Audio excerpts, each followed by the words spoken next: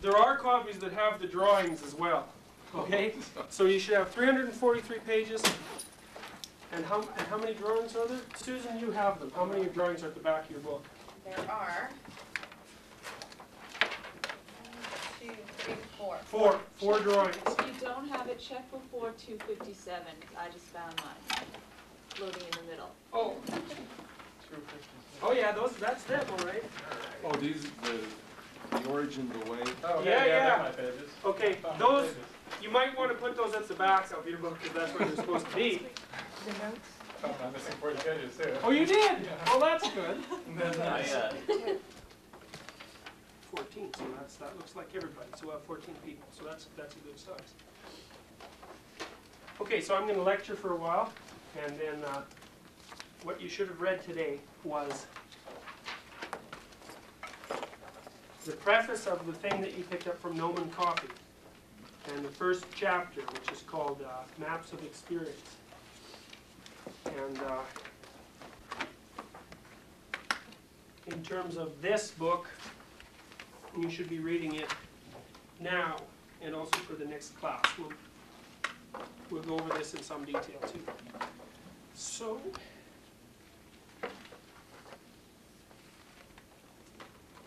I'll start. If you have any questions, feel free to ask them. I'll try to leave at least half an hour at the end open for general discussion.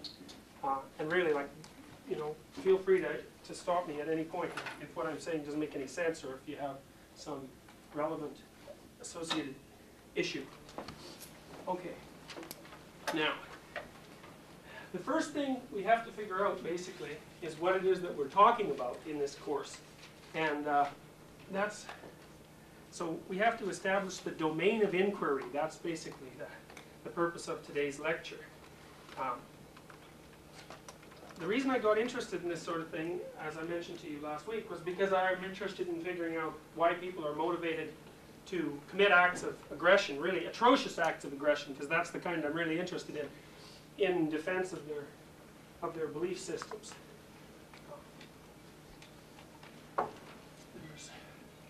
You're probably best if you can pull in somewhere over there, because then you get a closer view of that. So if you guys could just cram together a bit, if you would, maybe we can get a few more people in here.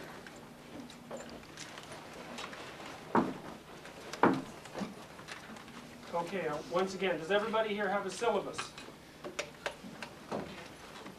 Okay, and does everybody have this book? Okay, is there anybody that wants this book? All right, okay.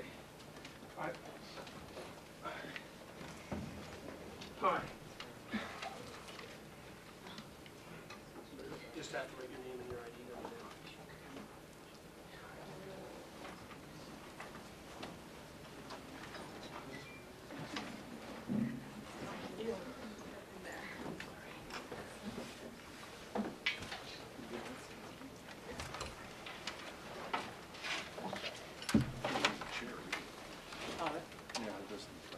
All maps of meaning is available at Noman Coffee, and They're not binding it? no, there's yeah. They were. If you talk to the people that have a clue, they're binding it. Because people have been getting bound copies, and if you don't get a bound copy, tell them it's supposed to be bound, okay? Because you don't want to pack that thing around unbound. They didn't even have any when I went yesterday. Yeah, I know they're doing them on a order-only basis now. Yeah. Although I ordered 8 more of them, so. They told me yesterday that there had been 45 copies that were pre-ordered and guaranteed, and Yeah. they were all gone. Is that the case? Yeah, well, I didn't expect to get rid of 45 copies, so. But did you get one? They didn't have any? I ordered one. Yeah, I okay, ordered that's one what they're too. doing now. So are there 45 people in the class then? No, I also teach it at the extension school, Oh. so that's the reason. Okay? Okay, so we're done with procedural issues, theoretically? Okay, well, I'll reverse myself here again. Okay, so what we're going to talk about today is, I'll start the story again. I got interested in what I'm going to teach you about because I was interested in looking at motivation for social conflict. Maybe I can get you to shut the door there if you would, so don't disturb the whole floor.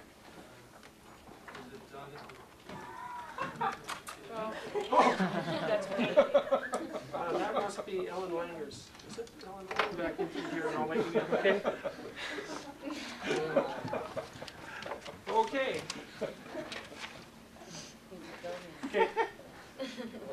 regards to the videotape, if you can ignore it, that would be best. There's no real purpose to it. I want the videotape, so it's not like your comments are going to be widely shown to anyone. So try to just not to worry about it.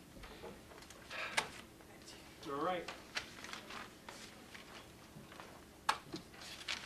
When I started giving some consideration to the problem of motivation for social conflict, so I was interested in why people become rigid in their ideological identifications and in their cultural identities. And I was interested in really why individuals do that. So I started to get interested in what role social identity plays in information processing, which is hence the title of this course, which is kind of wordy and useless. But the thing is, everyone knows that we have social identities and ideological identities. They're religious, they're cultural, they're intellectual, whatever.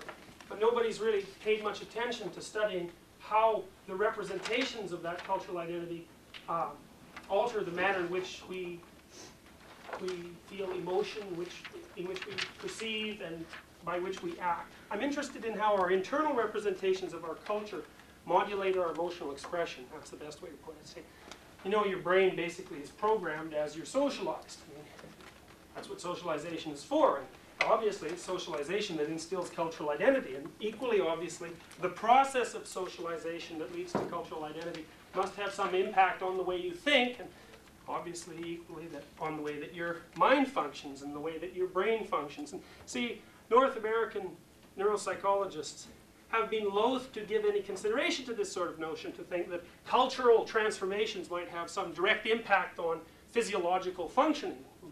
But the Russians, by contrast, this has been a central tenet of their neuropsychological theories basically since day one. This is particularly true with regards to Alexander Luria and what's his name? Vygotsky. Now, you can think about this. It's quite obvious if you think about it for a second with regards to something like the capacity to read silently. Now, it is the case that, well, this is a relatively new talent. I mean, literacy is a new talent, right? Most people weren't able to read 500 years ago. It's only been 500 years, and only for a little bit of that the capacity to read has been widespread.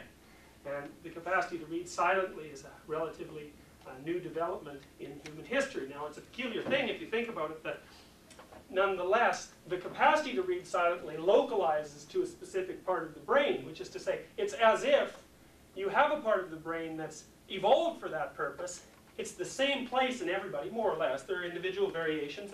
There are differences when people are lateralized differently, but all that aside, if you learn to silent read, there's a part of your brain that specializes for that, and it's pretty much the same place in everyone, and it wasn't there, or it wasn't doing that sort of activity 2,000 years ago. In fact, I read at one point, I don't know where the reference to this is, like so many things that I make reference to, but I read at one point that people thought Julius Caesar was a magician in part. I mean, he was obviously a remarkable person, but in part because he could read silently.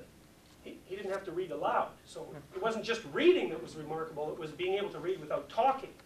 Anyways, the point of all this is that your brain, this is Luria's view of the brain fundamentally, is your brain is an organ that produces suborgans, culturally specific suborgans. That's its remarkable capacity, is that it can generate new modules that are specialized for certain tasks as a consequence of environmental programming. Well, this is an interesting sort of notion, which is to say that at some level of physiological analysis, at least, your culture determines how your brain works. Now, it's very plastic. You know, your brain's very plastic when you're a child. You can sustain immense amounts of cortical damage in childhood and still grow up normally. For example, if you're very, very epileptic as a child, sometimes what surgeons will do is take out a whole hemisphere, the whole right hemisphere, gone. And children who have hemispherectomies, if they're done young enough, still grow up to be relatively normal. Quite normal, in fact. And there are other cases, too, where people are hydrocephalic, which basically means that their ventricles don't vent properly. And cerebral spinal fluid builds up in the skull, so these people often have skulls that are slightly larger than normal, not necessarily obvious, but still the case. And they end up with a skull that's essentially full of liquid, with a very, very thin layer of brain tissue around this ball of liquid. And there are a number of case reports of people who have like 5% of the cortical tissue intact, who have high functioning intelligences and normal personalities. So point is especially the higher cortical levels of your brain are very, very functionally flexible in childhood. Now, by the time you're an adult, the pattern changes a little bit. Kind of looks like your brain dies into its adult configuration. That's an interesting way to look at it, which is to say you have way more neurons than you need, especially right before you're born. And environment prunes your brain down to its adult configuration. So, although of course you develop connections as well, but you lose a lot of neurons. So, and by the time you're an adult, your brain is nowhere near as flexible as it was when you were a child. And if you sustain damage to certain parts of your brain that are already specialized, well, then you have the damage, and you can work around it and all that, but it can still be really permanent. Questions? So that's sort of Lamarckian in its. Yeah, that's right. That's it's a good not, comment. because the brain adapts, whereas the body. Yeah, that's a great comment. And if you start thinking about that, it has really revolutionary implications. So you can say, for example, if I have an idea that's really radical, and say, in a sense, that changes the configuration of my cortex, I can transmit that, maybe not to you, maybe your brain is already fixed, so to speak, but down the generations and alter the structure of brains henceforth. So you could say, well, ideas can spread throughout a population that way. That's a Lamarckian spread. But even more interestingly, I think, is, and this is speculative, of course, but let's say that there are certain types of revolutions in thought that are actually the consequences of biological mutations. So you could say that, well, you're a particularly odd sort of person from the genetic perspective, and as a consequence, you think in a very, very unique manner. But the thing that's so interesting is that if you can still communicate those thoughts, then the effect of that genetic mutation can be transmitted throughout the population without any biological alteration at the genetic level at all. So that's really something that's interesting, because it means that the consequence of genetic mutations on cognition can spread throughout the population as fast as communication can move. So that's, yeah, the Lamarckian, does everybody know what Lamarckian transmission is? Well, Lamarck was the character who thought that the reason that you could transmit acquired characteristics. So the reason giraffes have long necks is because they kept trying to stretch their necks, basically, and they transmitted the capacity to do the stretching to their offspring. So you could transmit acquired characteristics down the genetic line. Now you can't do that. That's wrong, but that's what Lamarck thought.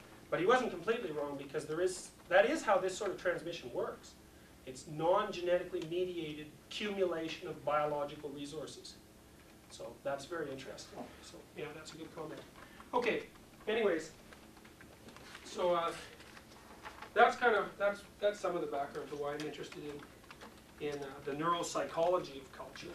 And if you're interested in that sort of thing, you want to read Vygotsky and you want to read Luria, because the Russians are really interested in the effect of culture on cognition and the regulation of emotion. And as far as I'm concerned, like for a long time, they were 5 decades ahead of North America and Europe in terms of exploring this sort of thing.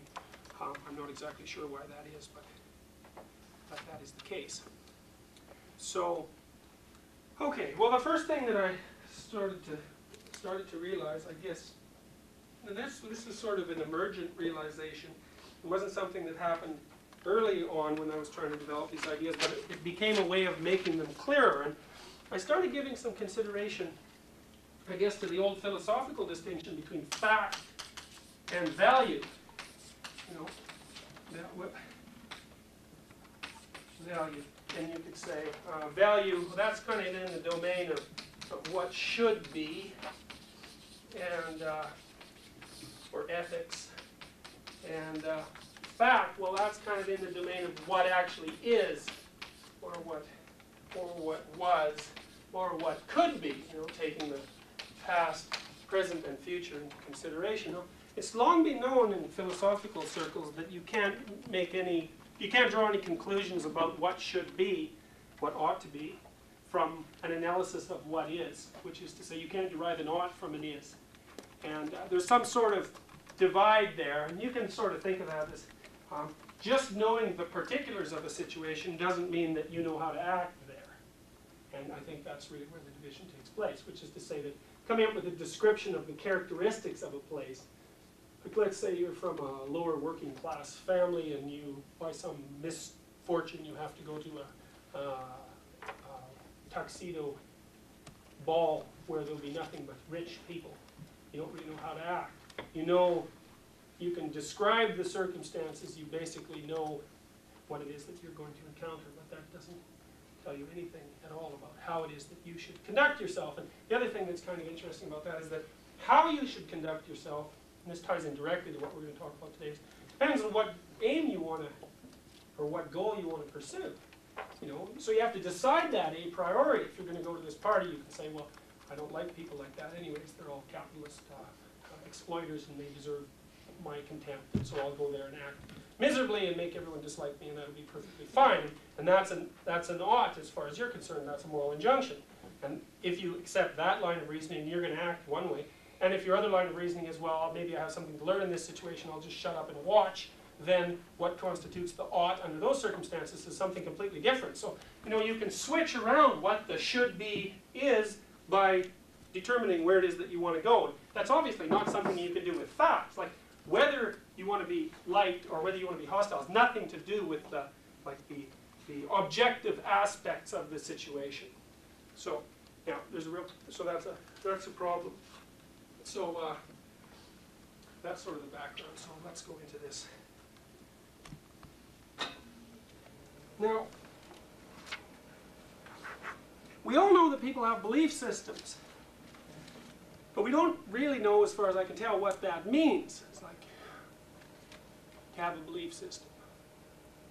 I mean, this analysis sort of suggests that there isn't such thing as, there is no such thing as a belief system. Is that at the very minimum, a belief system is composed of two elements, which is your description of how the world is from the factual perspective, and also your description of how the world should be, or you could say your interpretation of the reality of phenomena, and also your interpretation of how you should act with regards to those phenomena.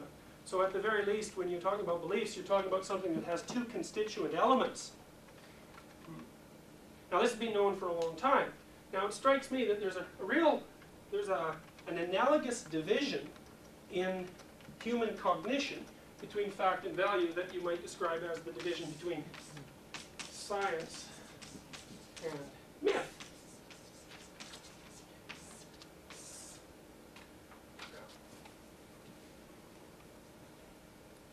We don't really fight with people over what things are from the scientific perspective.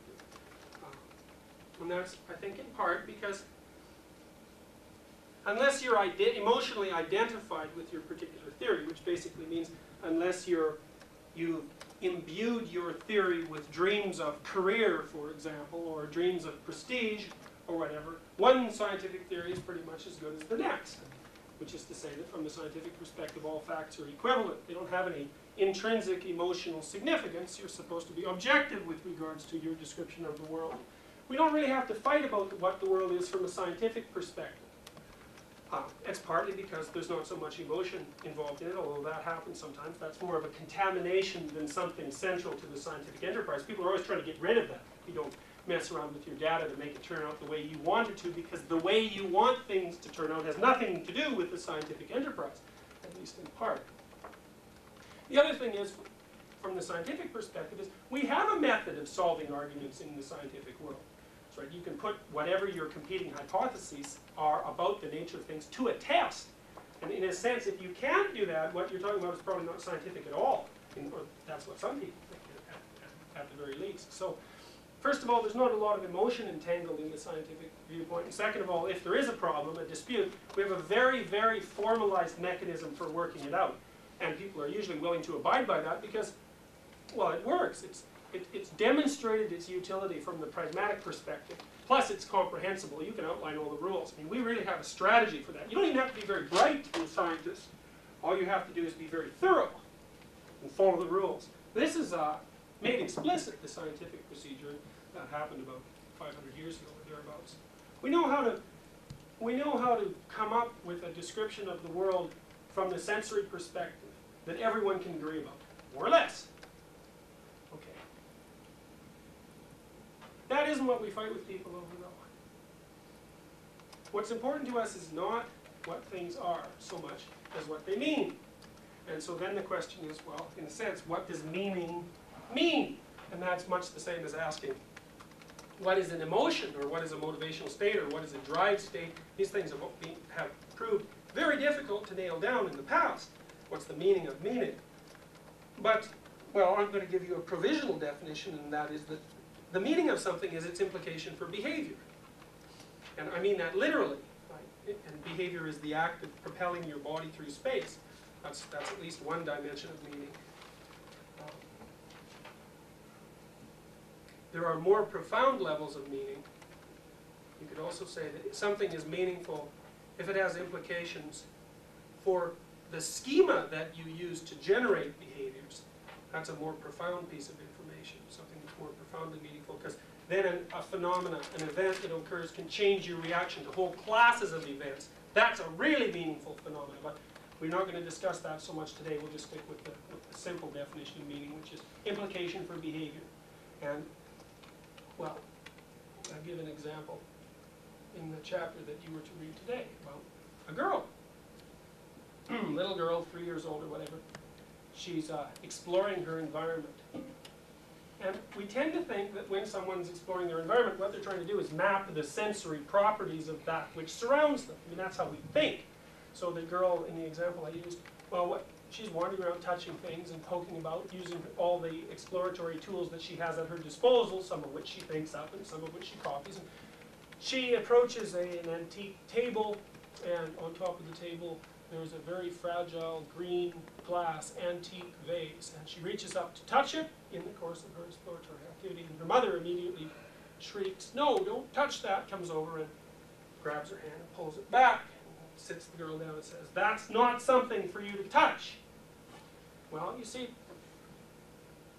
the girl has just discovered something about what that thing is from the motivational perspective, which is to say, well, you can view that object as something that has sensory properties, but you can also view it as something that has motivational significance, and the motivational significance in this case for that child is ambivalent, because the thing is interesting, it's green and it's shining, it draws the exploratory tendency out of the child. She wants to approach it, but it's also something that's linked with punishment. So that's an ambivalent phenomenon. And much of what we do when we map our environments is map them for motivational significance. Now, because we're so good at being scientists, or we have become so good at being scientists for the last 500 years or so, we tend to think that when we map the environment, what we're mapping it for is its sensory properties. But as far as I can, first of all, you think about it, animals are not scientists. So whatever they're doing is not akin to science, except in its more primitive form. Whatever animals are doing is more like whatever it was that we were doing before we became scientists. So you could say, well, what it was that we were doing, whatever that was 150,000 years ago or 250,000 years ago. We still managed to map the environments because we could live in them, and obviously we're all still here, so our relatives were pretty good at, or our ancestors were pretty good at doing that. We weren't doing it from the scientific perspective, we were doing something else. Well, what we were doing is mapping the environment for implications for behavior. You see, when you really want to think about this good and hard, because if you think about it, it'll start changing the way you view the world. Because it answers some strange questions that are otherwise difficult to answer. Like, why do you stop asking questions about things? It's like, you know from the scientific perspective that you're surrounded by a surfeit of mysteries. There's nothing you comprehend absolutely in your field of experience. There's more questions about the factual nature of things wherever you look. But sometimes you ask questions and sometimes you don't. You might ask, well, what is it that stops us in any given circumstance? You can't answer that if you start thinking about how it is that people think scientifically. You can only answer it if you start thinking about how it is that people think from the motivational perspective. Because I can tell you that you'll stop asking questions, say, about, like, I don't know any of you very well, but at least at the moment, the fact that I don't know you very well isn't compelling me to do a tremendous amount of exploration. Because I know you well enough so that I can predict your behavior in this circumstance, which is to say that I have a very detailed vision in my mind of where this next 2 hours is going to go, in terms of the whole 2-hour period and every sort of sub-temporal aspect of that down to the immediate present. And as long as none of you violate my presuppositions, I don't have to ask any questions about you, because I've got you mapped. And likewise for me. As long as things go according to your predictions, you know the world. And the thing you're trying to predict is the effect that your behavior has on phenomena in terms of motivation. So, anyways, so you can just sort of keep that in mind. So, look, as far as I'm concerned, we think two different ways. One way is being formalized, and that's the scientific way. And what the scientific enterprise is the attempt to come up with an accurate description of the sensory properties of phenomena insofar as those are collectively apprehensible, which is to say that we want to know what things are from the sensory perspective. And we engage in a communicative exercise to determine that, because if I want to figure out what this is from the scientific perspective, it's much more effective if I can have 1,000 people working on it all at once, and we're all communicating our knowledge, and we can build up a very detailed picture of the thing. But the only reason we want to do that is so that we can track the motivational significance of things more accurately. Just to say once again, why does an animal care if something is green rather than red? Well, it may be because being able to discriminate colors more finely means more accurate mapping of the motivational relevance, which is to say that if you can only see in black and white, for example, if something that's the same hue, red, is poison as something edible green, well, you've had it, because you can't distinguish them if you can only see black and white. Now, if you can see color, which means you can make a finer level of sensory discrimination, you can keep better track of where the good things are and where the bad things aren't. And as far as I'm concerned, that's really why we do science in the final analysis. When you get, because you've got to ask, what's the motivation, for doing all these weird things, and looking at fruit flies, et cetera, et cetera. We want to keep track of where the motivational significances of things are, and we can do that better by making finer and finer discriminations between things, because then we can say, well, this thing is that, and this thing is that, and well, it's useful to be able to do that. I don't understand the difference between interest and value. When a cat may value the food that he's about to eat, but is not necessarily interested in it, but still he places value on it. So I don't understand how that works out in the. Well, we are interested in things that have value. So. But not all things that have value have interest. Well, isn't a food a biological need? Yeah, so is novelty, though. Well, the thing about food is that it's interesting if you're food deprived, and it's not if you're not. So it depends on your current state of interpretation. So you can never identify anything as having interest as an intrinsic aspect of that thing. That's something we'll cover in more detail too. But if something is valuable to you, you're interested in whether the valence is positive or negative. Now that interest can fluctuate. I mean, and when you ask a question like that too, you want to make sure that you've discriminated in your own mind the difference between the two terms that you're using. So there's obviously some overlap between interest and value. It strikes me that probably what you're referring to is that things that have no specified biological significance but that are unpredictable are interesting. Whereas something like food is valuable. So you might be able to say that interest is the more general phenomena of value before it's been discriminated into its subcomponents. Okay, because if something unexpected happens, it attracts your interest, which means that you value it. But you have no determination of the value yet. You can only say, here is something that I didn't predict. And then the purpose of exploration is to put it into the appropriate boxes. Well, that's something that you want to give some consideration to. Because that's, like, in a sense, that's one of the most fundamental things that I want you to learn. Is that when we classify things using exploration, we're not attributing meaning to something that has a neutral background. We're taking something that has a very broad range of non-specific meaning and restricting it to something specific. Okay. So for example, I'll make it more concrete. You take a rat by the tail and you drop him into a new cage. Well, interest is everywhere. It's non-specific. The rat's going to sit there like this. First of all, it's going to be paralyzed because it doesn't move. Like, its motor systems are inhibited by its anxiety system. It is not moving. And the reason it's not moving, well, the rat doesn't know this, but this is what we would presume. The reason it's not moving is because in novel territory there may be a predator. And if you don't move, then predators can't see you. So the rat sits there like this, and maybe it'll sniff a little bit because that doesn't draw any attention to itself. And if nothing happens that kills it, slowly it starts to unwind a little bit, and then it's the systems that mediate curiosity, which are the incentive reward systems technically, start driving the rat around, and the rat will explore. And what it's trying to do is reduce the non-specific value of the novel environment to something specified, which you could say in a sense, is there anything here that will hurt me? So it's looking for punishments. It's actually looking to avoid them, but it wants to know where the hell they are. Is there anything here that will make me anxious? Which is to say, is there anything here that signifies that a punishment is likely? Is there anything here that I can eat or that will otherwise satisfy one of my consumatory requirements? Or is there anything here that will signify the presence of something that will satisfy my consumatory requirements? Those are 4 categories: punishment, satisfaction, threat, and hope, basically. And what the rat is trying to do is to restrict the indeterminate significance of the novel circumstance to a discriminate category, which is to say it wants to know exactly where all the things that have determinate value are located. Mostly it's going to map nothing, because that's the alternative category. It's like no relevance. And most of the things around you are mapped into that box. Like you think about your reactions in this room. Most of the phenomena in this room are not attracting your attention. And I mean, you can divert your attention to them, but you, like those things, those are irrelevant, you know. Had I not pointed them out, perhaps you'd remember they were there, perhaps you wouldn't. They signify nothing from the motivational perspective. So you've mapped them as irrelevant. And most of the things you map are mapped as irrelevant. That is how they started out. They started out as novel. That's the fundamental, that's the opening position. Anyways.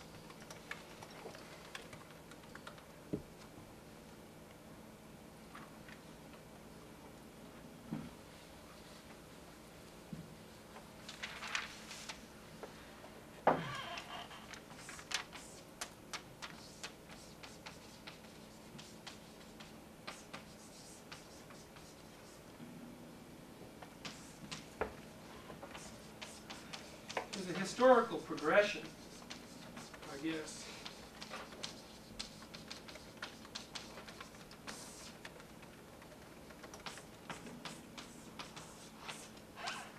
Say for the sake of argument, the scientific method was established more or less 500 years ago. Say, well, it was at that point where our mythological models of reality and our scientific models split. Now, I'm going to ask you to swallow a presupposition for the time being, and that presupposition is that, because it'll take me a while to explain the logic behind it. Look, you know how you get scientific information. It's basically taught to you explicitly. I mean, you can read experiments and you read theories and so on. It's part of explicit education. But how you pick up knowledge of how to act, well, that's not quite as explicit. It's not as easy to figure out. I mean, obviously you model. We know that children pick up a lot of information by modeling behavior, which basically means that they copy adults, and that basically means they watch adults act, move their bodies through space, and they duplicate those patterns of action, and they generalize from them. So that's one way behavioral wisdom is transmitted. Some of it's explicit as well, at least in terms of the receipt of rewards and punishments, because parents will modulate their children's behavior by engaging in motivationally significant interactions with them. At least that's what you should do if you're a parent. That's your primary responsibility in a sense. So that's what we mean when we say that you're paying attention to someone. It basically means that you're modulating their behavior with your emotions.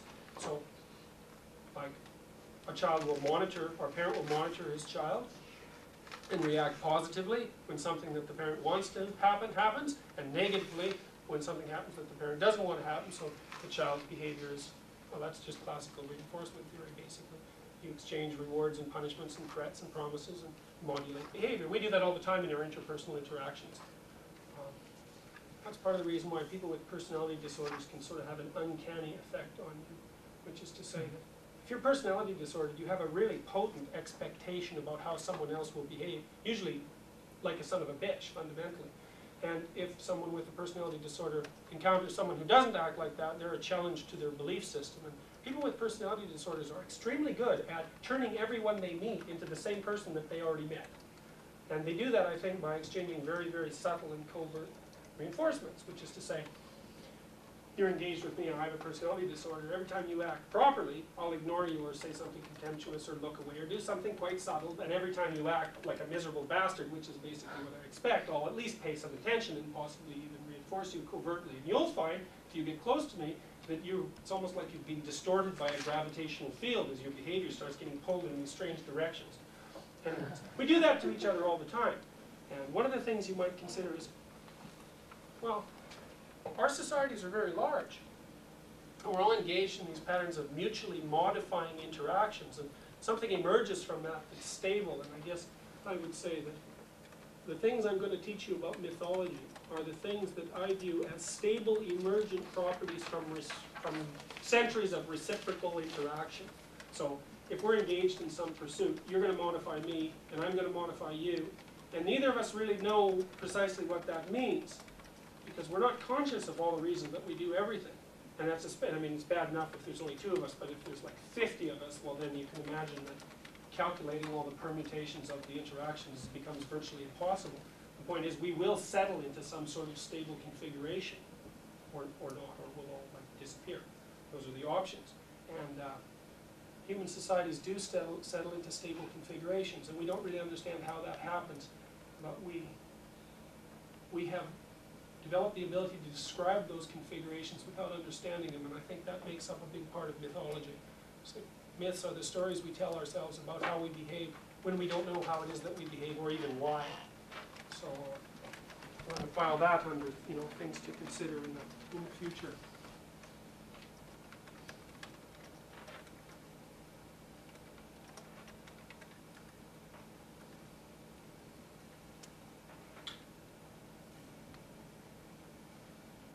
Let's go back.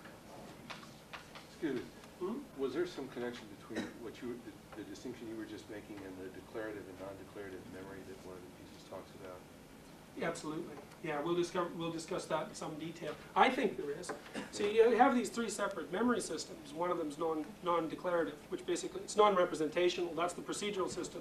Procedural memory governs your motor output if it's habitual, fundamentally. That's right. You use your procedural memory to walk with, because walking is way too complicated to do as a consequence of representation.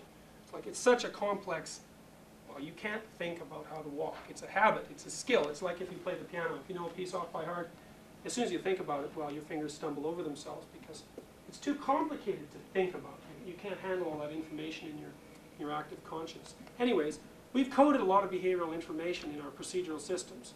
It's not declarative, it's not representational. It's there.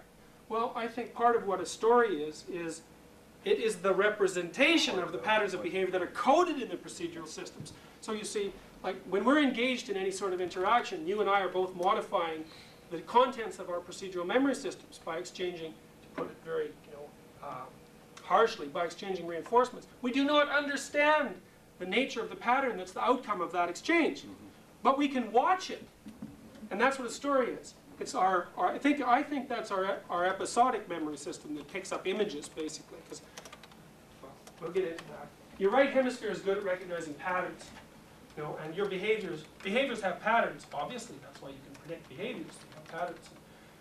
One of the ways that we make those patterns explicit is by making images of them and then describing the images, and that's basically what a story does. You read a kid a story, basically what you're doing is you're using words to activate images of behaviors. And you're trying to instill behavioral patterns by doing that. Anyways, you don't understand the story, and that's obvious. There's lots of stories we tell our kids that we don't have the foggiest notion of what they mean. So, fairy tales are like that. They're very peculiar stories. But the kids are interested in them, and they'll listen to them over and over and over and over and over. And that's because there's a lot of information in those stories, like more than you can possibly imagine, all embedded in those stories.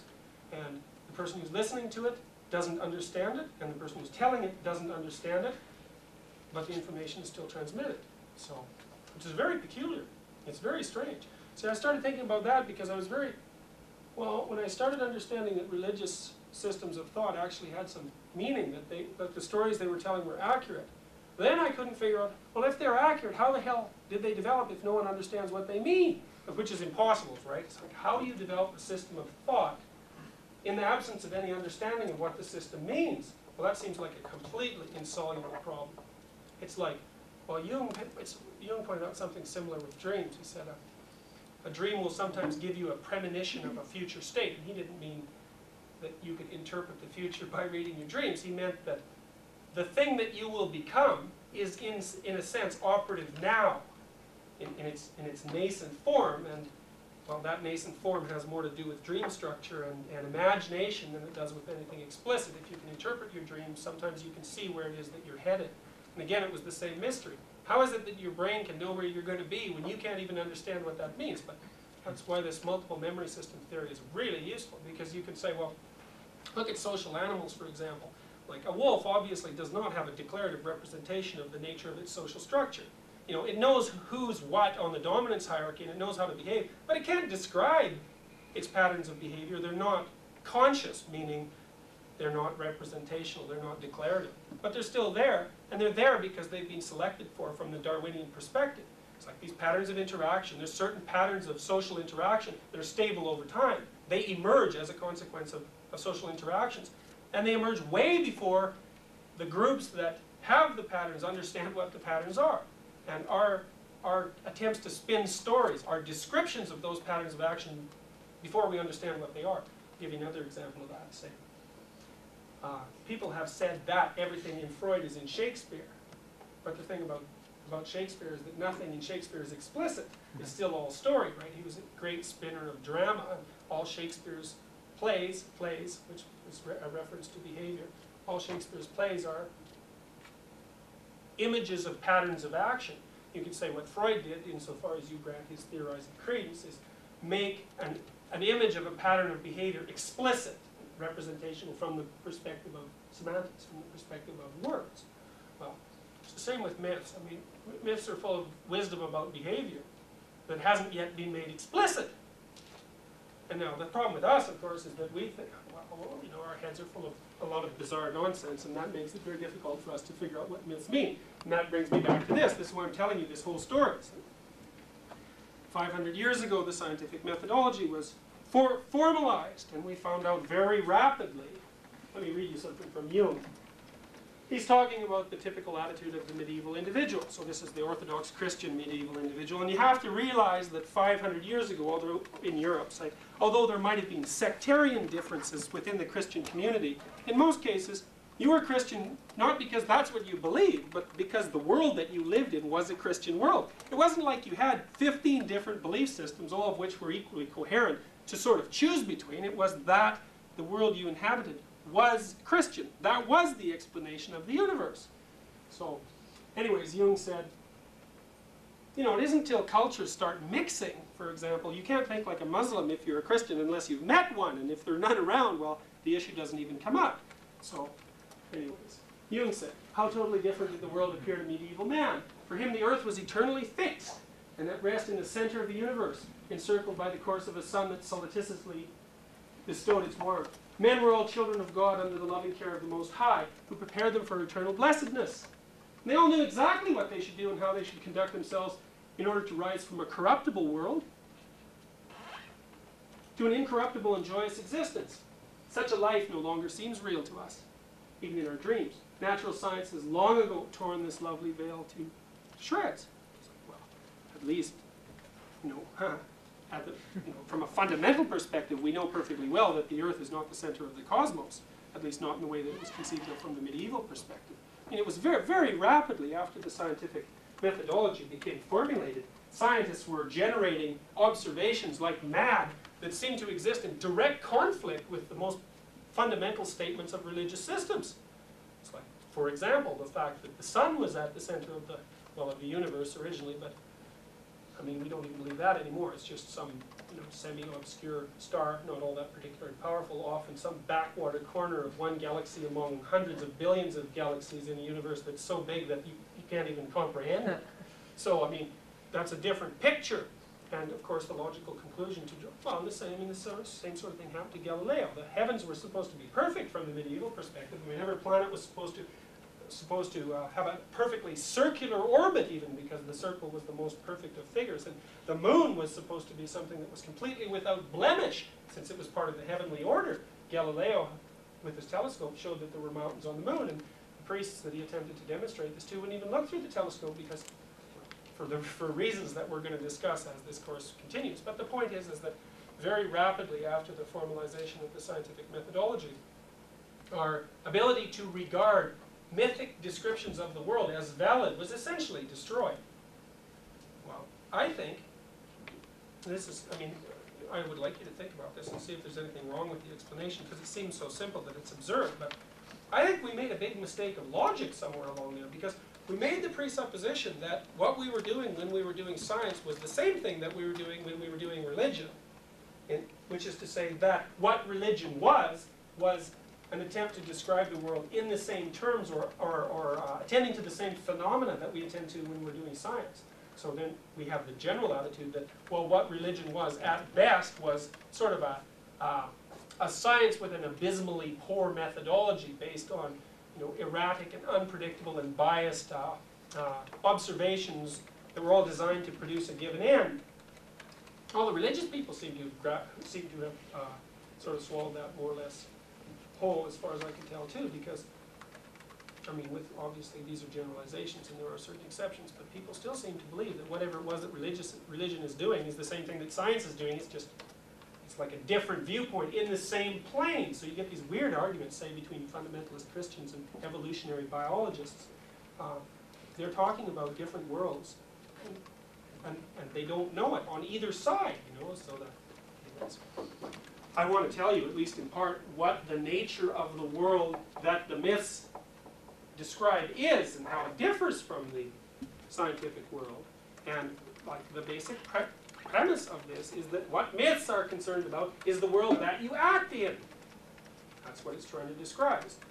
So myth tells you, well, here's how human experience is structured with regards to how you should act. It's not that big a surprise. I mean, we know religion is concerned with morality. The morality is the study of how to act. So it doesn't seem like such a major leap in some regards. But it seems peculiar that people couldn't have figured out on a general, like in a general sense, that what religions were doing and what science were doing were not really commensurate. They weren't in the same domain. Science is concerned with facts, and religion, stories are concerned with value. And you know, a story has a moral, right? That's what you're supposed to derive from the story. You take primitive stories like Aesop's fables, the moral's made explicit at the end. Here's the characters acting out their roles, and here's the behavioral information you're supposed to derive from that. Analyze the story for the moral, and the moral is, in the light of the behavior which you just received, how is it that you should adjust your ongoing behavior? And that's the kind of information that stories have. Stories provide you with information about how to act, which is information about the motivational significance of things and situations. And when you have a story, a good story, about a given situation, you know how to act. And knowing how to act inhibits your anxiety. Because knowing how to act means that when you do something, you can predict outcome. And as long as there are predictable outcomes all around you, then you're not anxious. It's knowing how to act that inhibits your anxiety. So I would say, well, then it's not much of a leap to make the presupposition that it's stories that inhibit your anxiety. The fact that none of us are made anxious by any of the other people in this room is fundamentally because we share the same story. So we act in a predictable way. So when you mess with someone's story, you're messing up the structure they use to attribute determinate significance to objects and situations. And you can mess with someone's story merely by behaving in your own peculiarly culturally determined way if you happen to be among foreigners. You don't have to say anything, although words are potent, sufficient, I mean, perhaps even more potent than behaviors. But just your mere existence poses a certain amount of threat. So, okay, anyways. Nietzsche, he observed something similar to what I'm telling you about 100 years ago. He said, you know, it's kind of peculiar if you think about it, that we've like torn the intellectual foundations out of Christianity using science, but we all run around acting like Christians, more or less. This is his, you know, I mean, he's talking about Europeans here 100 years ago. So this is peculiar. Now you might debate and think to yourself, well, I don't act like a Christian or whatever it is that your particular religious background has to be. But of course, you know, that's really quite ridiculous because you did not invent all your behaviors. In fact, you probably invented almost none of them. Most of them are copied. They're copied from your parents or from other people that you met or, you know, from significant others throughout your whole life and from books you've read and from movies you've watched and so on and so forth. Insofar as you are enculturated, your behaviors are not your own inventions. I mean, that's the whole purpose of culture. If you had to invent every one of your behaviors, well, you'd never get anywhere. So you copy behaviors that have been accumulated by humanity over large periods of time. So whether you think you have a religiously based morality or not is really not the issue because, well, you do. Human society has been religious for like veering or nearing 100% of its entire developmental history. You don't shake that in 500 years. I mean, really, you could say, well, religions have only been explicitly tumbling down in a sense, if they have been, for 100 years. See, with the rise of big ideological systems to replace them. And I don't, you know, I'm as far as I'm concerned, a system like communism or any authoritarian system, that's just an instant replacement religion. Anyways, Nietzsche said, when one gives up Christian belief, for example, one thereby deprives oneself of the right to Christian morality. Christianity is a system, consistently thought out and complete view of things. If one breaks out of it a fundamental idea, like the belief in God, for example, one thereby breaks the whole thing to pieces. One has nothing of any consequence left in one's hands. Christianity presupposes that man does not know, and cannot know what is good for him and what evil. He believes in God, who alone knows. Christian morality is a command. Its origin is transcendental. It is beyond all criticism and all right to criticize. It possesses truth only if God is truth. It stands or falls with the belief in God.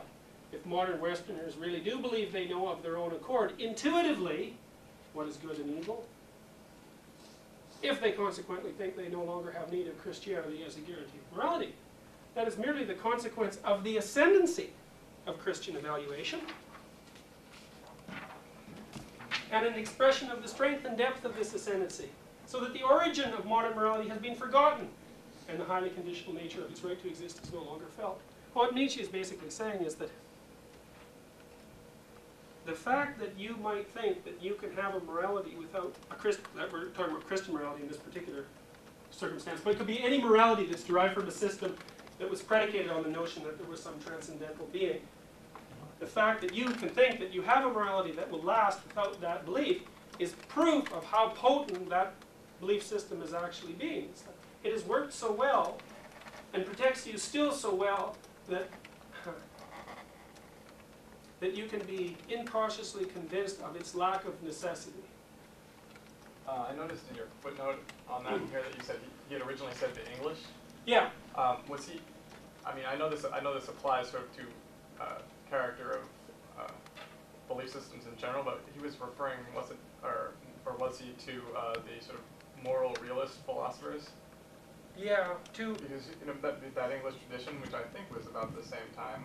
yeah, he was irritated by attempts to argue that morality had a rational basis and that was in fact derived as a consequence of rational thought. You can just see it, it's right there. That's right. And not only that you can see it and that it's right there, but that's how it was originally derived, which is to say that reasonable people got together and rationally decided that this is how they should conduct their affairs. Now Nietzsche said, look, you look at the historical record.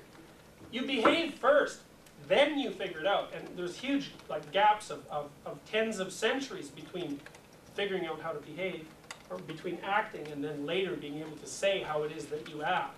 So he thought that the English were putting the cart before the horse in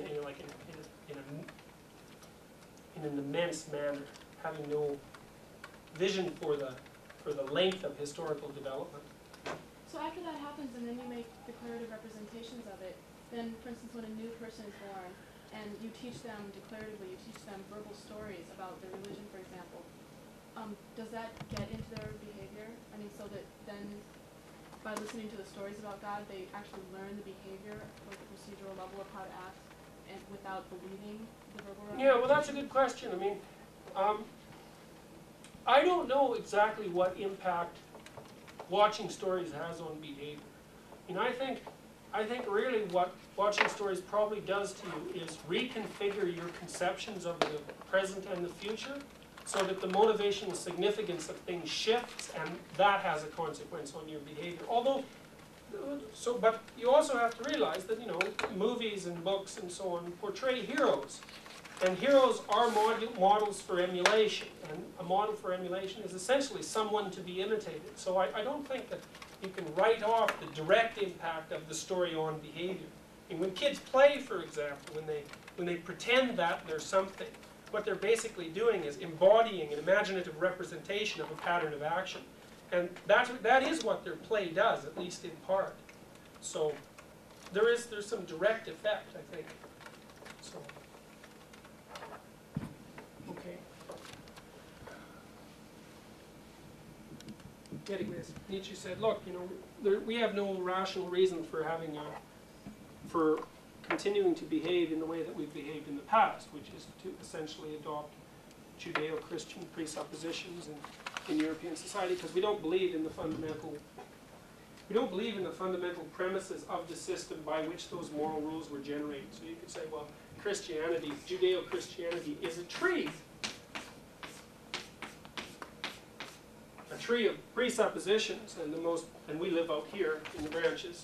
And the most fundamental presupposition is that there is a God. And if you break the tree at that point, then the whole tree is dead. You just don't know it. It might take it a long time to die. And Nietzsche would say, and this was basically his theory, for example, that's why people in the 20th century were so unbelievably susceptible to rational ideologies like fascism and communism, rationally described ideologies, because, because their foundation had been made very unstable by destruction at this point in their presumption hierarchy. Say, well, this is an inhibitory network in a sense. You can think of it as a methodology for keeping anxiety under control. When this goes, well, that whole thing is cast into doubt. The Grand Inquisitor, wasn't Dostoevsky's point there that the trunk of the tree was not belief in God, but that it had been captured? The Grand Inquisitor's point was that the foundation of the society had been captured by the clergy, and that the religious, the spiritual aspect, that became repotentiated, just undermined. Yeah, okay, that's fair enough. Well, that's something that we'll have to talk about. Yeah, well, I don't want to answer that right now. I'll just answer it really briefly. You could say, well, the belief in God is the belief in two things. One is authority, and the other is process of adaptation, basically. And the priests, to the degree that the priests in Dostoevsky's story encapsulated this was theoretically made unnecessary. You say, well, we'll tell you what the world is like. That's all you need. But you remember in Dostoevsky's story too, the Grand Inquisitor, he let Christ out the back door.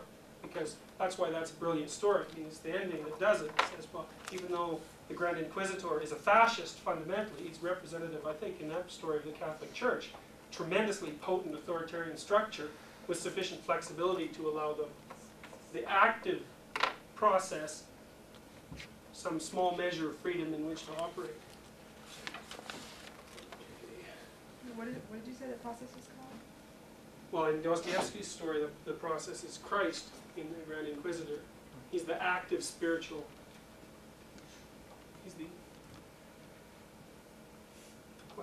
He's the active spiritual process as opposed to the static structure of the church, which is basically, well, it's a government in a sense. It's trying to make things ordered as possible. Okay. So, anyways, as far as I'm concerned, we have a split in our consciousness, and the split is between what we assume to be true from the scientific perspective and how we're willing to govern our actions, because our actions are still governed by mythological presuppositions that we no longer presume to be valid. We're still willing to accept them. And we also know that they're useful. I mean, for example, Western democracy is predicated on the notion of the natural right. And the natural right is a transcendental idea. Nobody's been able to pin the damn thing down. I mean, what we found is we can't do without it. And at the basis of natural right is the idea that, you know, there's something about you that's more or less incomprehensible that I have to have respect for. Although I can't categorize it, I can't describe it rationally. If I act like it's not there, things immediately go very badly astray. The notion of natural, I mean, people have tried to come up with rational explanations for the natural right, but that's foolish. That's foolish because, like every system, at the base of every system is a presupposition. That's because, say, well, that's because you don't know everything. And because you don't know everything, that means that whatever you do has to be predicated on some presuppositions, right? I mean, you have to take a leap of faith at some point. The presupposition of the natural right tree is that there's something valuable about the individual. And it's once you accept that, that's like a rule of the game. We'll just play that game. You're valuable and I'm valuable. We don't know why. Given that premise, there's a whole bunch of necessary conclusions. Those are the whole body of our natural rights. And you might say, well, once you've accepted this, you can rationally derive those. But you can't provide rational underpinnings for that because that's just, in a sense, it's just an arbitrary decision. It's just a game rule. It's like, if you want to play the game, if you want to play this particular game, you have to accept that rule. Now, I don't think it's arbitrary, actually. I think there's a real reason why that particular phenomenon emerged. Like, it's fundamental. That's another thing I want to do in this course. Sorry, I jump all over, but that's life. I guess. I want to show you that this presupposition is not arbitrary, that it's a necessary emergent property of successful patterns of social interaction, and that even if you wipe it out, it'll pop back up. Okay, you can say that emphasis on individual worth is the hallmark of any society that's properly functioning and stable in the long term, and also capable of updating itself when it's necessary. And then it'll just pop up over and over and over again of its own accord. So that'll help us get away from the idea that morality is arbitrary in some sense. And, you know, the old arguments is no matter what moral rule you can think up, there's some society somewhere on the planet who does exactly the opposite thing. People have used that sort of argumentation or that sort of evidence to argue that there's no such thing as transcendental morality, or that that's a useless pursuit. And Nietzsche's point was, people say that, they're willing also to undermine their own belief systems by pointing out obvious things like, if you shoot a rocket far enough out in space, you're not going to find heaven, and so God's not out there. We still act like our moral systems have value and they're useful, and it really does appear that acting that way works. So then you have to wonder, well, if it works, what's at the basis of it?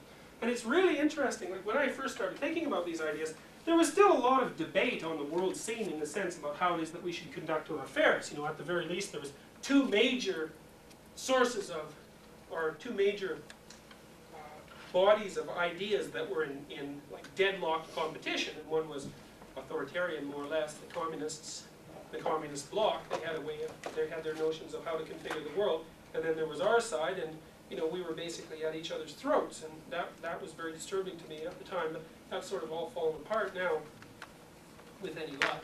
And it does seem that whatever it is that we're doing in the West seems to work, at least better than anything else anybody can come up with.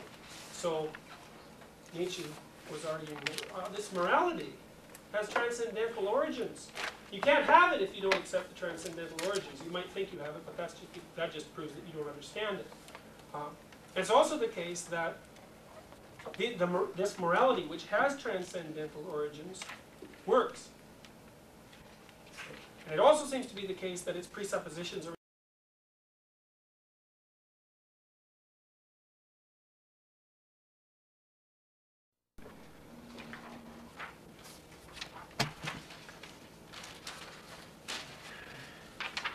okay.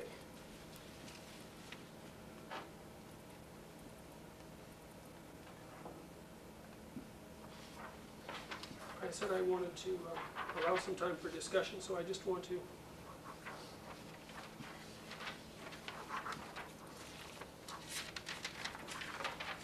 cover two things here.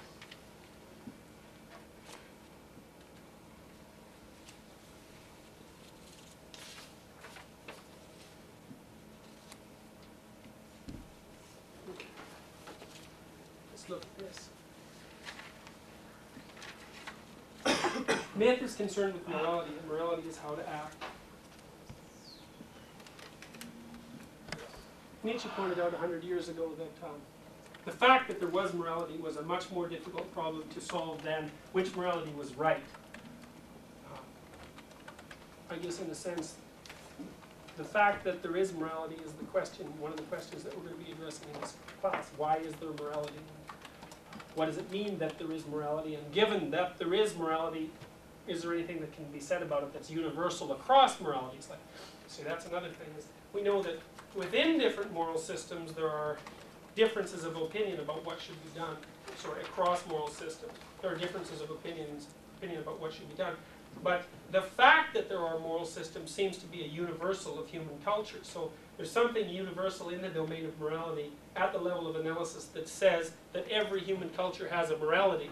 And I'm kind of interested in looking at the meta structure of the moralities to see if there's anything that we could pull out that's common to them all, because that would give us some idea about what morality is. And if we want to come to agreement in the long term about how it is that we should conduct our affairs, and so in part lessen our propensity to engage in social conflict, it seems to me to be reasonable, to be useful, to be able to apprehend rationally what the basis for the fact of morality is. And so the methodology here is, well, we're going to look at some neuropsychology because I'm interested in what modern research has to say about the way we regulate our emotions. So that's one domain of evidence that we're going to cover. The other domain is comparative mythology that we're going to look at.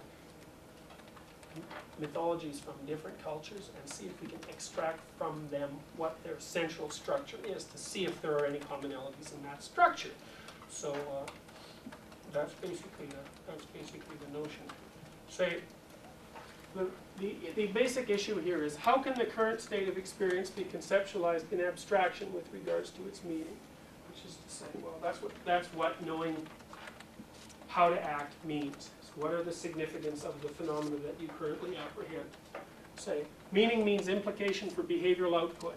Logically, therefore, myth presents information relevant to the most fundamental of moral problems, which is what should be done. So that's the question that stories are trying to answer. How is it that you should act? The desirable future, which is the object of what should be, can only be conceptualized.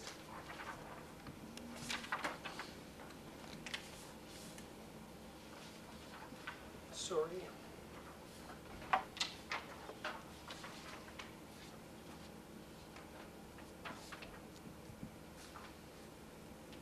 Can only be conceptualized in relationship to the present, which serves at least as a necessary point of contrast and comparison, which is to say, well, if you think that things should be a particular way, you're always conceiving that in relationship to the way that you conceive of them being now. And those two things, this is kind of a peculiar aspect of this form of cognition, is that you evaluate your present state in terms of your ideal future, but you also evaluate your ideal future in terms of your present state, so there's a constant interaction going between the two. That's why poverty, for example, is relative in it, and I think it's relative in terms of its socioeconomic effects. It's where you are in the dominance hierarchy that determines the effect of socioeconomic status rather than your absolute level of material well-being. This is something that's really worth considering for psychologists when they talk about SES, because, well, to give you one example, like the black community in the US, which is a population that's frequently studied with regards to the consequences of low socioeconomic status, as a population group constitutes the 13th most wealthy nation on the planet.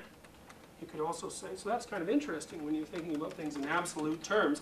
It's also the case that even the poorest people in North American society, you know, with the exception of people who've fallen completely out of the world, have access to technologies that 200 years ago were non-existent. And I'm not talking about computers, I'm talking about like heat and running water. So poverty, well, that's just one example. Poverty is where you are construed with respect to where you could be. And there's obviously there's some level of absolute poverty too. I mean, if you don't get enough to eat, well, that brings everything to a halt. But the point is that you can't conceive of where you are from the affective perspective without also conceiving of where you could be and vice versa. Myths answer the following stories. What is, which is what is the nature of the current state of experience from the motivational perspective? What should be, to what end should we be moving? And how can we get there? Well, and I showed you last week this figure. Well, that's a story, as far as I can tell. Now, you want to use your imagination for a minute. Say, that's not just a story, it's also a kingdom. What a ridiculous thing to say. You can imagine that there's a castle wall around that, and that what surrounds it is hostile territory. So that can be viewed as, sometimes in mythologies it's viewed as an ocean. Might be one way of looking at it. Might be viewed as barbarian lands or dark forests. The point is that out here is where things that you can't predict take place. And everybody who shares your story is predictable. They live inside your kingdom. Everybody outside is contaminated with chaos, basically. But you see why that is even in this class, is we have a vision of where the class is going to go, both over the course of the whole semester and just today. You know, we have a vision of how it's going to progress and how we conceive ourselves in relationship to all the others in this class, and exactly what's going to happen and what the plan is. And so as far as we're concerned, we compose a unit. And we're a unit because we can predict each other's behaviors, and we can predict each other's behaviors because we all have the same story. That's what a story is. Say, well, how does this tie in with mythology? One thing I haven't said anything about is, like, why do I think this all has anything to do with mythology? It's kind of a glaring question.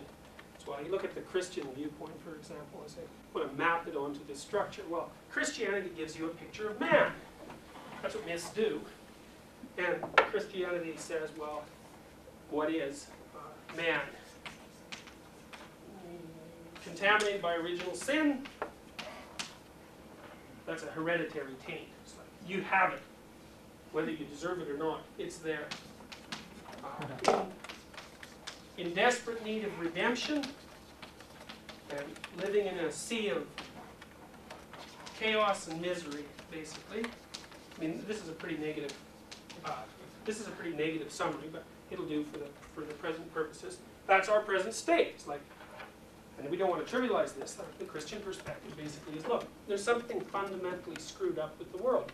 Human beings do not fit here really well. We pose a constant question to ourselves. We don't understand our place in the nature of things. We're always doing things that we don't understand. There's a central mystery here that we haven't solved. So this is not a trivial conception. And people laugh about original sin, as if, well, what sort of weird concept of that? But this says, well, there's something about human beings that we don't understand that makes them evil. Well, it isn't just lack of socioeconomic goods that's done that's for sure. Well, then there's also some image of the ideal future, and that's paradise, or heaven, or even the kingdom of heaven on earth. So it doesn't have to be something that's purely spiritual. Spiritual, that means, in a sense, well, that means a domain of the imagination. And you could say, well, paradise is the archetype of the ideal future, which is to say that whenever you're committing an action of any sort, to act means to have a plan, which means to say that you are here and you're going to go here, and you have behavioral routines to bring that transformation about. So whatever act you undertake has that structure. So you could say, well, the collection of acts as a whole has that structure. To act is to adopt the structure.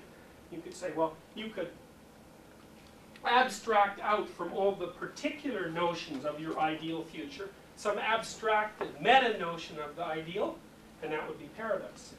So that's, well, you can see how these myths sort of get built. The notion that there's some sort of ideal, that's something that's inherent to people, and you can build your ideal, well, just by imagining what the best of all possible situations could be. And Christian morality, by the way, is the acceptable procedures by which the unbearable present can be transformed into the ideal future. And if you share that, well, then you're part of a community, right? And a community means that you're walled in with all these other people who think like you, and all the barbarian hordes and the discord and the malcontent and the unpredictability. That's outside. All right. So that's a story. And well, that was a religious story. You say, well, the communist story is like that. I mean, it's a pretty outdated story, I guess, in many ways. The current situation is characterized by socioeconomic inequality. That's a consequence of the class struggle. The way we can erect a heaven on earth by distributing income and opportunity equitably. We have to undergo a period of intermediary chaos, which I'll get to later, to bring that about, et cetera, et cetera. So, and one of the things that's happened to many, many, many European communities, and this is an appalling thing, is that when their religious structures collapse, the first thing they do is replace them with far more idiotic political utopias. And as far as I mean, this has happened in many places. It happened in Russia, happened in Germany. I think it happened in China. I think it's happening in Quebec, as a matter of fact, as well. Anyways, that's what I think. The Quebecois, they lost Roman Catholicism in the late 50s, and now they think that if the political situation was just transformed, that the world would turn into a utopia. And that's what happens when people lose their religious beliefs. So that's the first thing they do usually, because there's a big hole there. But okay, so that's the simple story. And you could say, well, there's more to the story in a sense. There's also transformational grammar, and that kind of looks like this. Say, well, it's go ahead. I just wanted to ask you why you chose to call the present unbearable. I mean, that seems to have such a strong, it implies a really strong affect instead of like imperfect or. Yeah, well, it's just what do you say? It's kind of satirical, I guess. I mean, you're always trying to change it, no matter what it is. Look, I'll give you an example, okay, really quickly. I read this really funny story in the Atlantic magazine the other week, and I hated liking it because But anyways, I did like it. It was kind of funny. But so this guy, he's a travel writer, and he goes on one of these cruises, and everything's done for him. Absolutely everything. It's like if he goes swimming in the morning, and he sits down on his beach chair, he gets a towel. There's a guy there that's hired just to make sure he has a towel. And if he gets up to walk around the pool, the same guy's job is to go and get his towel and replace it with another one. I mean, he doesn't have to do anything. He said he could eat at the restaurant 18 times a day. And if he didn't feel like walking up to the restaurant, he could call room service and get whatever he wanted, and it would be there in 10 minutes.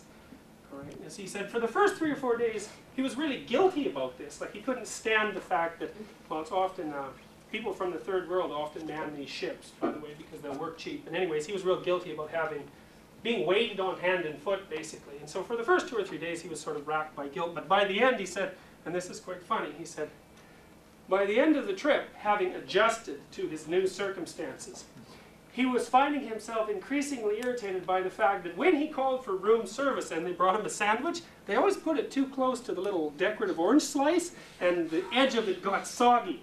So, anyways, see, it's very funny, you know, and that's what people are like, is, you know, you adjust to sort of your expectations adjust to match the situation, and then you construe the motivational significance of events with regards to that conceptualization. Well, so that's kind of why I put that. It's like, for him, the unbearable present was the fact that, you know, the corner of his sandwich was soggy. And he was really irritated at himself for reacting in this manner, but he said, well, that's just what people are like. Is that when your set of expectations alters, the valence of phenomena instantly changes, and that's why the Buddhists in part think the world is mayas, right? You just generate a story about what should happen.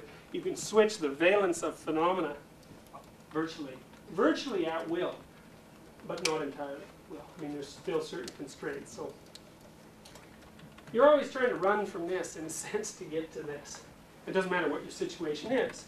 And this is permanent. Like, that thing just moves more or less with you wherever you move. So that's the simple story. And then there's the more complex story, which we'll talk about in detail. And so you have this. That's the known. You know, that's an ideology, for example. Well, if something interferes with one of your plans, if something unexpected happens, you just switch to another plan. All right? But if something interferes with a more fundamental presupposition, like who you are, where you're going, then this whole thing can come crumbling down, and that's represented here. And this is transformational. A transformational grammar, in a sense, I guess. It's how conception A can turn into conception B, which is to say that people's belief systems will shift radically. So you also need a structure for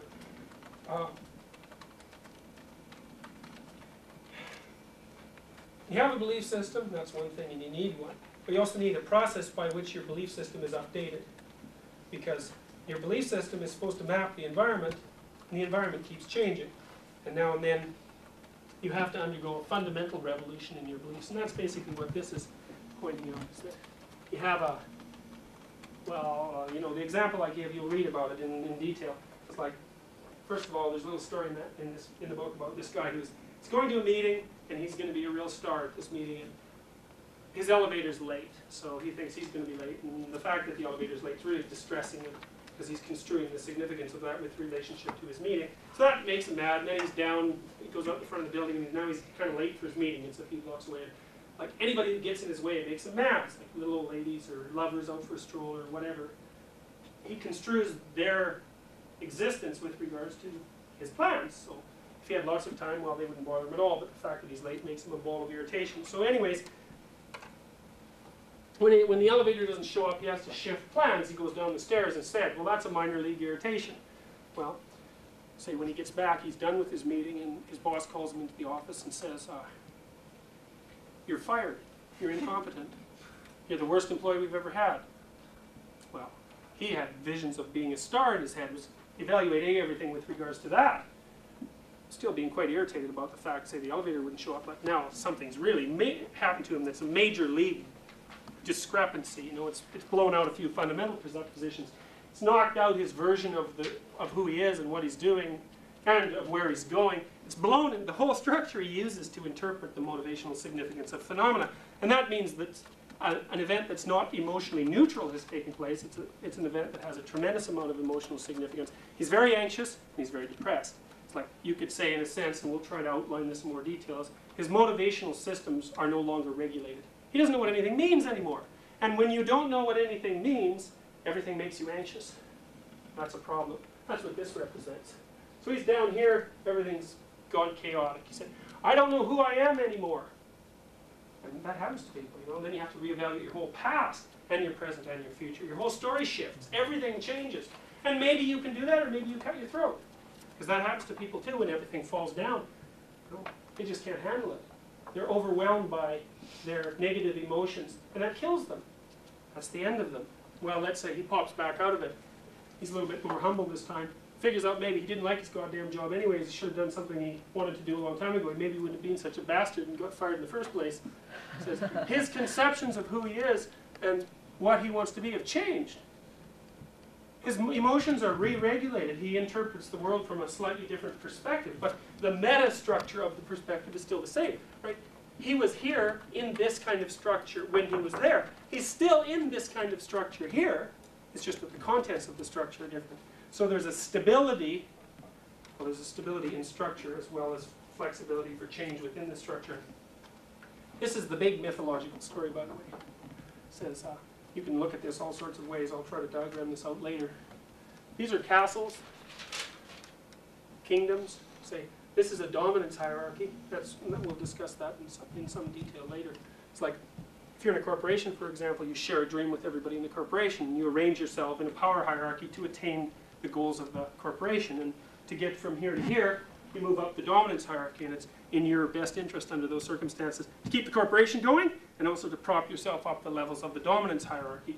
So there's a dominance hierarchy in here, and the king of the dominance hierarchy, maybe he's the CEO or whatever, he's the active representative of the ideal future, which makes him the king, basically, from the mythological perspective.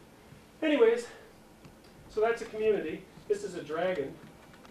That's one way of looking at it. A dragon is something that lives in a cave, and it's very dangerous, but it sits on something very promising. It has a hoard of treasure, and dragons are the places that anomalous events emerge from. Say they're representations of the chaos that surrounds predictable territory.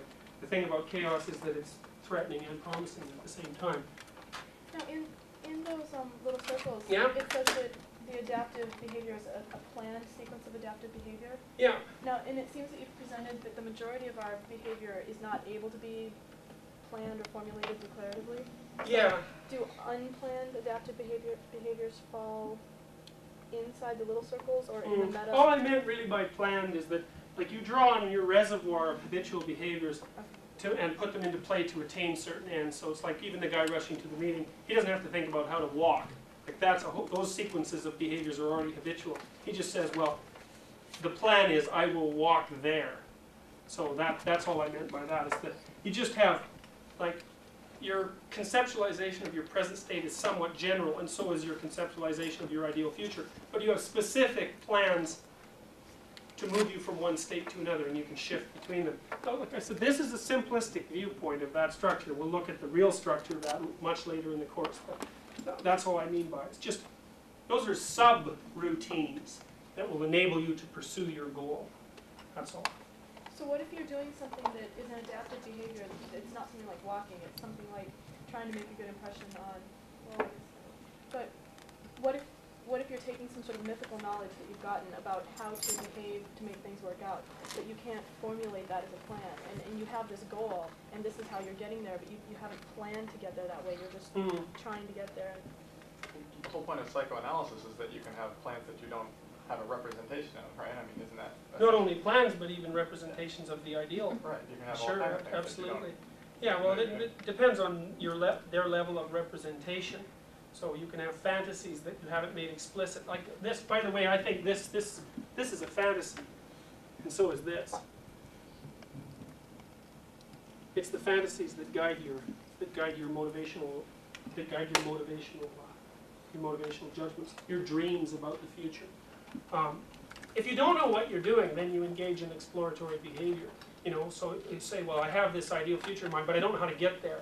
Then you try out different patterns, and that's something we'll discuss next week, actually. So that's a default position. Like, I know where I want to go, but I don't know how to get there. So since I don't know how to since I don't know what to do, what can I do? That's a paradoxical question, but the answer is, you know the answer to that is you start engaging in exploratory behaviors of various sorts to make what you want to happen start happening. So that's So things that you do know how to do that you don't know you know how to do, they just fall inside that little circle on top. Like things that you're doing without being aware or planning to do them that way, but you're doing them because you've learned well, they them. would form subroutines of this basically. So you'd use what you know how to do automatically in your attempt to do what it is that you want to accomplish, like walking or moving your hands or whatever. So you sequence those behaviors that you already know how to do. So In describing the first circle, you basically described like a kingdom, right, with Yeah. an authoritarian rule and whatever. yeah. Are you going to go into during the class what kind works best? Because you've also described elsewhere, and I don't remember how the democracy works and how it's not, there isn't a generalized hierarchy, but people have a hierarchy and there's certain specializations, etc. Yeah. Well, we're still doing really introductory work. But we here, will so- go into that. Yeah, later. absolutely. Okay. Yeah, because what I want to do is find out, well, this is the myth of the way, by the way. That's what I said up there. It's this story that myths refer to most particularly, is the structure of adaptive structures and how they transform. And when myth is describing the world, that's what it's describing. It says, well, this is, from the mythological perspective, the world is constructed of the distinction between chaos and order. It's like before chaos and order are divided, you don't have anything. And you could say, well, this is chaos and this is order. But order is also something that has to transform, because anything orderly that doesn't change dies. Because, well, it's hard to say exactly why that is. I mean, because things change and you have to keep up with them is the simple answer. I have no idea why that is. It just is the case. So the mythical world is the world that's always stable, which is to say there's an unknown. That's chaos. It has a certain affective valence, which is frightening and promising. That's always there, the unknown. And then there's the known. That's your culture. That's the story you share with everyone. That's your procedures to bring about what you want to bring about. That's your kingdom. That's always there. And then there's a process that mediates between the two. That's you. That's always there. Those are the three constituent elements of the world. Chaos, order, and the hero, actually. Although those all have, they're split into positive and negative representations in mythology as well. So that's the mythological world. So, and it's, as far as I can tell, it's a completely internally coherent representation of experience, and it concentrates on affective valence and motivational significance rather than on sensory structure. So, What sort of things would affect the content of the new adaptive structure? okay, what do you mean by what sorts of things? Well, what would influence a particular shape that it takes, a particular story that it tells? Well, hopefully past experience. I mean, these are fantasies, Mhm. but to the degree that someone's healthy, they're fantasies that are constructed on knowledge that's generated as a consequence of past endeavors. So let's say, like, you're doing something and you fail in a major way, in an unexpected way. Well, hopefully what happens, that basically means that there's a bunch of information about your circumstance that you failed to either notice or to adapt to. That's what it means. If a failure comes as a big surprise, as a general rule, you're not paying attention. So hopefully what happens when this is reconstructed, that's why it's sort of on a higher plane, is that all the anomalous information that you didn't take into account, probably because it was threatening, is now incorporated in here. So Hopefully. that sounds like Kuhn's Yeah, paradox. that is, exactly. What Kuhn was describing, look, that's normal science. Right. Yeah. And that's revolutionary science. Yeah. But see, what Kuhn found, basically, was this structure in science. Right. But what Kuhn found was only a substructure of a much broader process of adaptation. But it's like a mythic structure of science then. Yeah, well, I mean, what Kuhn was describing is how cognitive systems stabilize and restructure, but in the scientific domain. But you could just say, well, cognitive systems stabilize and restructure no matter what we're applying them to. So Kuhn, this is a very strange quirk of history, because Jung said this like in about 1930. Said, this is how religious systems progress. And for reasons I cannot understand, no one seemed to notice that. And then Kuhn said in 1962 or 61, this is how scientific systems transform, and it was like, it was a revelation. But anyways, who knows? It's easier for people to accept and understand probably in the scientific domain because we feel that we understand that type of knowledge. And we do, because the rules are explicit. It's harder to understand how this works when you're talking about valence. But the thing you have to remember, it's like I'm trying to make this argument as concrete as possible. You have to map valences. You have to, because you have to know how to behave. And you have to get what you need out of the world. And we have structure for doing that. It's of primary importance. That's what we do while we're alive. And everything else is just an adjunct to that. So when you're looking at this sort of thing, you're looking at the most fundamental aspects of cognition, as far as I can tell. And you're basically, the purpose of cognition, as far as I can tell, is to regulate emotion. That's why we have it. That's what it's good for. We want to not be in pain. We want to not be anxious. We want to have a future that's full of hope and satisfaction. And we're always trying to adjust our models of the world, hopefully, to ensure that that occurs. And when we do more specific cognitive exercises like science, well, that's a subspecialization. It's very useful. Hopefully, it's very useful. It's dangerous, too. Other questions? You mean to say that the second is more adaptive than the first? Well, hopefully. It So doesn't there's have to progress. be. I mean, Like, it doesn't have to be. Well, Jung described something that he called regressive reestablishment of the persona, which is you're trying to do something and you fail. yeah. And when you reorganize yourself, your sphere of attempts is much more constricted. So, like, you can get worse as a consequence of this if you just, because all that anomalous information that you haven't processed, you can't just let that in. It doesn't change you by letting it in. You have to adjust your behavior to the anomalous territory, and that takes a lot of ingenuity and a lot of hard work. And that's why Freud found by the end of his life, he said, well, mere consciousness doesn't entail cure. Well, that's because just knowing that something there isn't the trick. The trick is, if there's a threat that the environment poses, like let's say people find you obnoxious, that might generally, well, and that isn't what you want. It's interfering with your future. So, well, the problem, just knowing that people find you obnoxious, that's not that useful. To assimilate that information is to take it in and move differently and respond differently so that other people are no longer that category of things that's hostile towards you. So it's not just heightened consciousness, it's like total reconstruction of your behavioral outputs. You have to learn to pay attention and to listen and to have some respect for somebody else's story and so. The new system also depends on what's available, right? I mean, that's why you can regress, because your past is available, and that's why people are so susceptible to ideologies, just because it's around. I mean, right? Yes, Because- that's true. It's easy because too. We're not saying it's about ease, so what's there is what you grab on a lot of the time. Yeah, that's true too. Well, that's why how brainwashing institutes basically work. They toss anomalous information at you until you crack, and then they throw a new system at you which you grab onto immediately. I mean, the Koreans did that very effectively to American prisoners of war in the 50s. So that's, and I mean, it's not just, that's how the army works. It's how fraternities work in a more minimal sense. That's how initiation ceremonies work. So it's not always negative that occurs. I mean, it's only negative if what you're handed is less useful than what you had. So, or less useful than what you could have constructed yourself. Okay, so I know that was sort of rambling. Any other questions? What's the process of coming up with the whole system like that? Does that imply that you should have power over it, or that it's Exploration.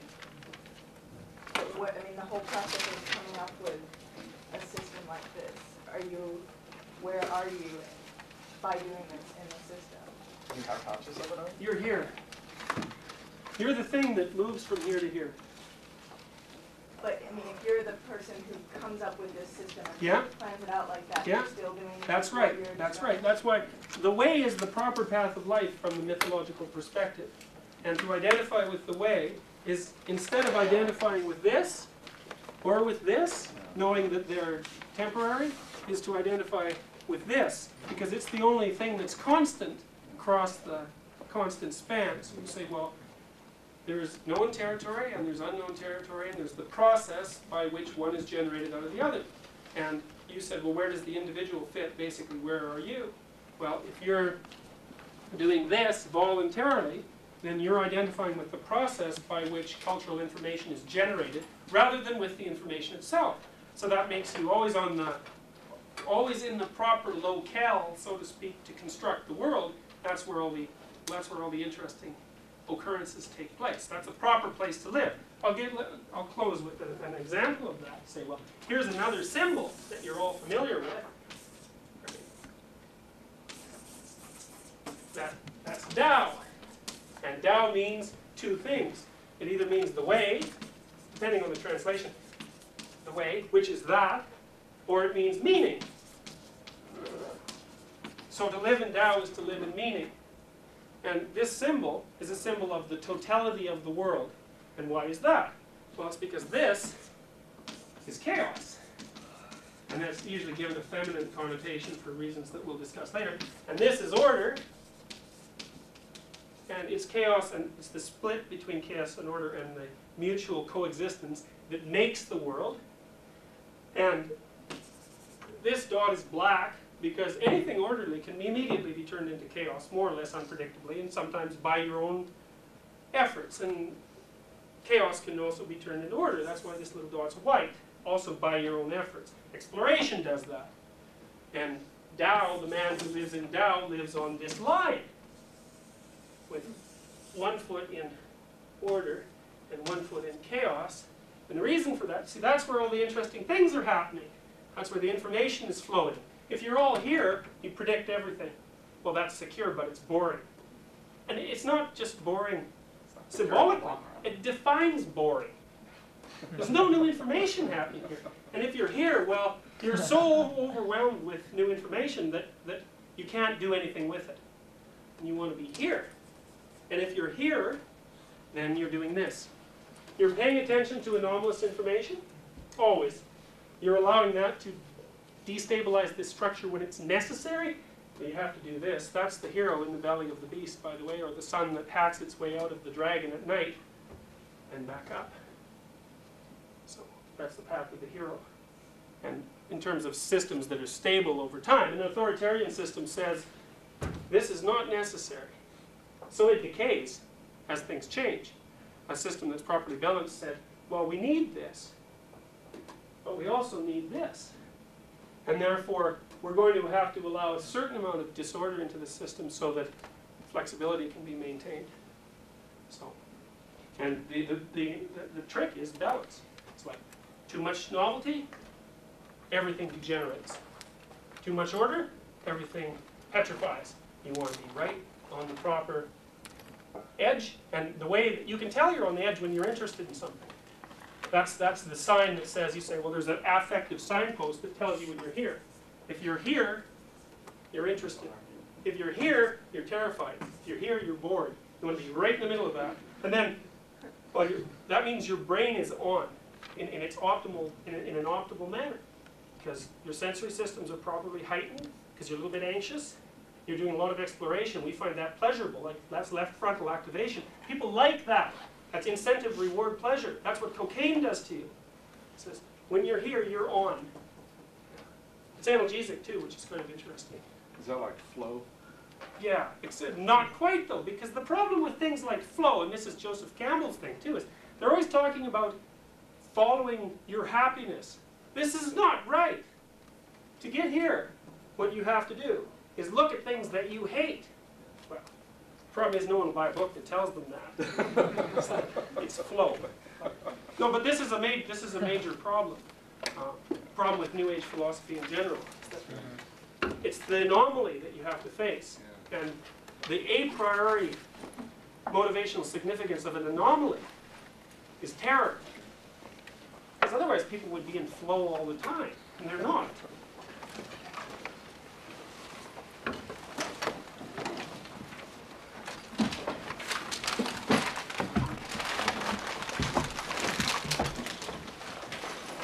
Did you get this signed yet?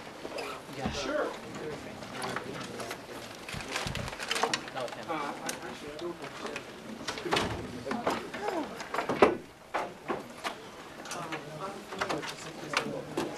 Yeah, okay. I think I may just type. Yeah, okay. The book's expensive. Yeah, I mean, Okay, that's fine. That's fine. It is a good book. I didn't put the name. Oh, okay. Could I get a syllabus? Yeah.